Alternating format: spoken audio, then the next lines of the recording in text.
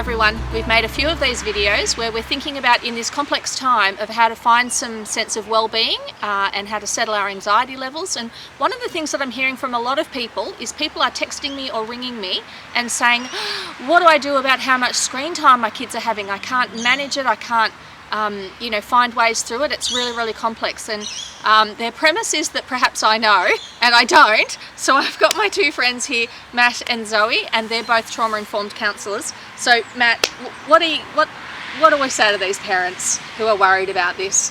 Look, it's a question that all of us are asking that are parents, and it is such uncharted waters. You know, there's never been a time in our living memory and in the living memory of our parents that we've all been told to stay home for so long.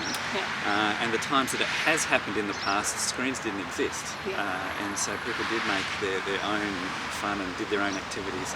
So we need to be gentle with ourselves, and there's no right or wrong in terms of number of hours and things like that. But it's really important to break things up, to make sure it's not just screen time all day. But also to be kind to ourselves as parents. There'll be times where we're just at our wits' end and we think, I'm just going to put them in front of the iPad. That's okay. Yeah, yep. So stop beating ourselves up and stop requiring too much of ourselves. Great.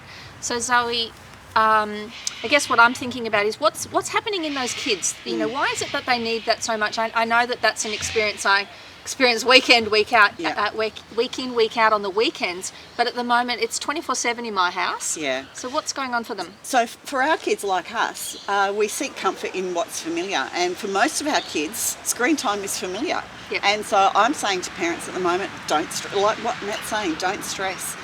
We probably are all watching a bit more screen time than we would say is healthy for us. And so at the moment, if they are getting comfort in that, it's okay. Yes, we want to break it up. We want to have more board games. We want to have playtime. We want to do a 5 senses exercise with them outside.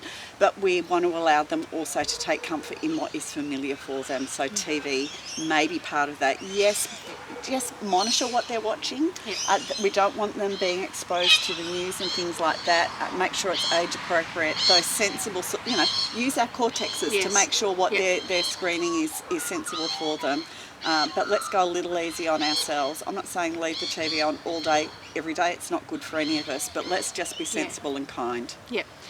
So stop beating ourselves up. Is the message. Stop beating ourselves up as parents. Be a bit more generous, but also be intentional.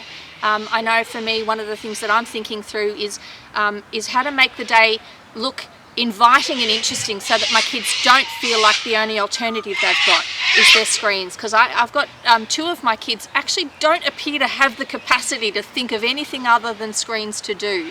And so that's going to have to be my job, is to think up things that entice them, that invite them in to do that's other than screens. And when we've run out, then maybe screen time will work, because I know that some of us are working from home and that makes it complex as well. So let's go gently.